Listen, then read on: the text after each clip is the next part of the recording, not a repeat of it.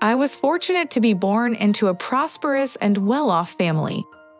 My father was the director of a large industrial enterprise, and my mother was considered a talented surgeon. My lessons were easy for me, so I graduated with a gold medal and easily went to university. Thanks to the musical school, I had no difficulty in playing the guitar, and my repertoire of songs was able to surprise any music lover. One day, a group of guys I knew suggested I join a band that entertained parkgoers in the evenings. They promised to have fun and get a good sum of money. It took us a couple of days to rehearse, after which I enjoyed playing guitar on the dance floor.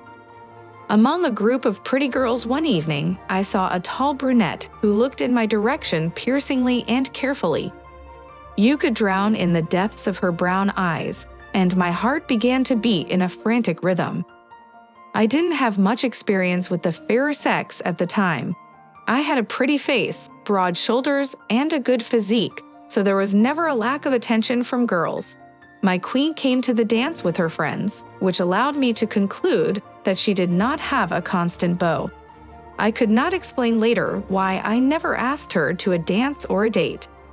During one of the rehearsals, Carl entered the room with a beautiful woman, whom he introduced as Vanessa. In the girl, I recognized the same brunette who made me blush and worry. Then I heard the terrible words that she was his only love and that they would soon be married. In honor of the future event, it was decided to organize a party, and among the invitees were all the members of our group and a few cute female fans. The guys ran to the store, and Vanessa and I had to walk up to the 8th floor. Our company left on the elevator, and we trivially did not fit into the stall and decided not to wait. Suddenly, on the 6th floor, Vanessa stopped abruptly and turned toward me. She looked me straight in the eye and said strange things to me. First, there was a declaration of love, and then an apology for stupid behavior. It turned out that she liked me at first sight, and she long hesitated to approach.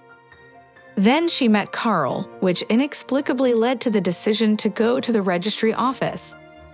Her fiancé was too pushy and assertive, and she, in a moment of weakness, thought marriage was the best way out. I couldn't see her brown eyes, but I could tell by her voice of the girl's intense excitement. The concepts of male friendship and honesty have never been empty concepts for me, so I offered to interrupt the conversation and go to the apartment. The guys had already returned, and there were plenty of drinks and snacks on the table. The groom was acting flamboyant with his future spouse, constantly hugging and kissing her. Vanessa would lower her eyes at such moments, and a treacherous blush would appear on her cheeks. Sometimes we would go out into the entryway for a smoke, and a tipsy Carl would ask the boys for their approval on the choice of bride. The wedding day was set, and I felt sick and disgusted. I didn't like the way I had treated the girl. She had decided to make a declaration of love, and I hadn't even bothered to tell her about my true feelings and experiences. Our group was planning to go out for a barbecue, but Vanessa said she didn't feel well and refused. I was in a bad mood, so I preferred to stay home too. The evening dragged on for a long time, and a stupid idea occurred to me. I dialed the girl's phone number and asked her out to a restaurant. In response, I expected to hear anything but agreement. Around 7 p.m., I waited for Vanessa outside the restaurant, but there were no tables available.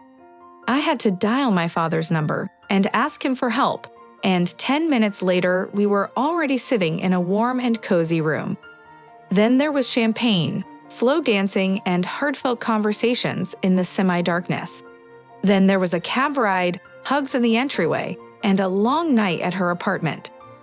My parents were away at the cottage, so there was no one to stop or interrupt us. I remember a phrase I heard that night: "You can't run away from fate."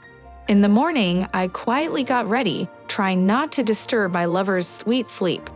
At home, my parents were going to give me a full blowout, since I hadn't called in the evening and warned them about my plans for the night.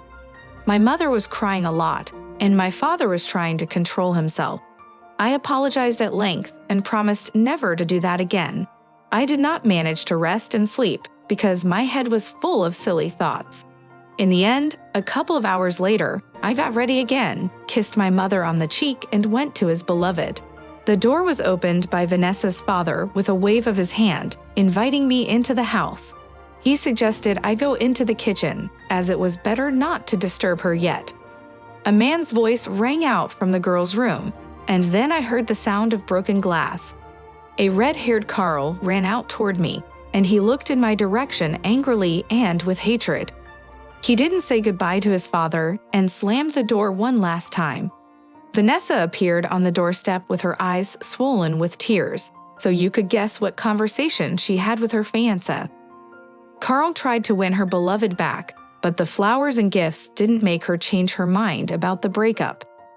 We had a couple of man-to-man showdowns, one of which ended in a minor beating. 6 months later, a wedding day was set, and the celebration was to be held at a prestigious and large restaurant. A large number of guests were invited, among whom were the first people of the city.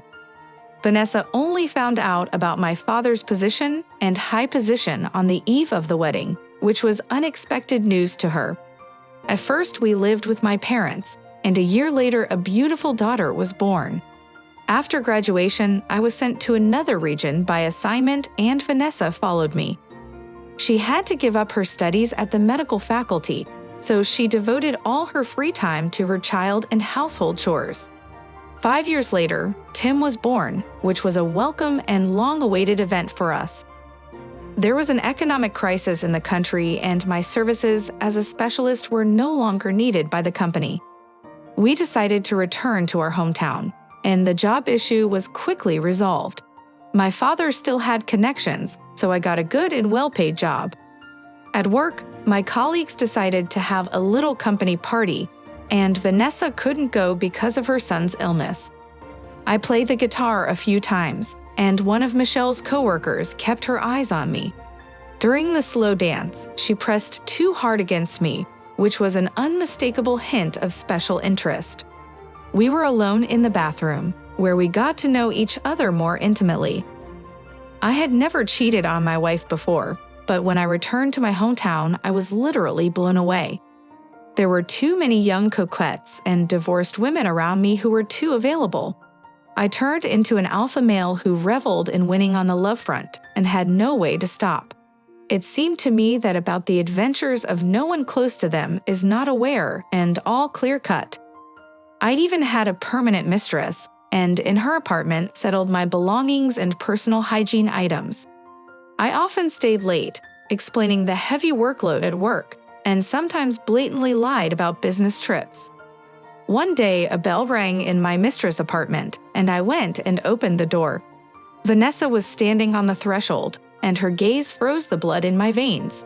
I didn't even manage to say a word to justify myself, for what followed was a resounding slap in the face. My spouse fled from her seat, and the sound of her swiftly retreating footsteps echoed in my ears. A few minutes later, I came to my senses, and several buckets of ice water were literally poured on me. The cab that was called took a long time to arrive, and on the way, almost every intersection had a treacherous red light on. The door to the apartment turned out to be open, and there was a murderous silence in the rooms. In the bedroom, I found Vanessa unconscious, and on the nightstand were 2 vials of sleeping pills. Next came the howling of sirens and a few hours of waiting in the hospital. The doctors later admitted that if the ambulance had come a little later, his wife would not have been saved. My wife was discharged 3 weeks later, but our relationship had drastically changed. She didn't make a scene, but she looked past me and limited herself to one-liners. There was no divorce, but a close relationship was out of the question. She was happy to spend time with her children, and for me became a cold and heartless queen. 6 months later, I realized that Vanessa had a lover. She had grown prettier, and her reticence and silence infuriated me. One day, she asked me to stay late at work because she needed to pack her things. Her spouse decided to send the children to their mother's house for a while, so they wouldn't witness any arguments between the parents. Vanessa wished me to be happy, as she no longer wanted to be a party to intrigues and interfere with meetings with numerous mistresses. From that moment, my life lost its meaning, and the apartment became empty, and I did not want to go home at all. The horror of the situation was that I did not know my wife's boyfriend and my fantasies were producing the most unbelievable scenes. A couple of months later, Vanessa sent her notice of divorce, and soon I learned of her impending plans. Her chosen one was a foreigner with whom she planned to go abroad. She asked me not to put up any obstacles and to sign the permission to leave for the sake of the children's future. All matters were settled, and I decided not to be the last bastard and signed all the papers. I had already succeeded in destroying my own family happiness, and I did not want to spoil the life of the woman I loved and my own children any further. On the day of my wife's departure, I bought 2 bottles of vodka, and when I ran out of alcohol, I took a lethal dose of sleeping pills.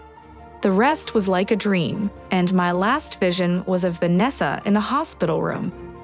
Tears were rolling from her beautiful brown eyes. She called me the last fool, begging me not to die and to go on living for the sake of my family.